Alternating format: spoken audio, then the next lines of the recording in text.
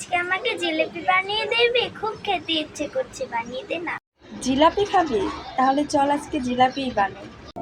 জিলাপি বানানোর জন্য প্রথমেই 1.5 বাটি ময়দা ভালো করে চেলে নিতে হবে। এবার এর মধ্যে অল্প পরিমাণে লবণ আর অল্প পরিমাণে সোডা দিয়ে ভালো করে মিশিয়ে অল্প অল্প জল দিয়ে একটা ব্যাটার তৈরি করে নিতে হবে। এবার একটা পাত্রে 1 বাটি চিনি 1 বাটি জল দিয়ে শিরাটাকে ভালো করে ফুটিয়ে নামানোর আগে লেবু দিয়ে নামিয়ে ফেলতে হবে।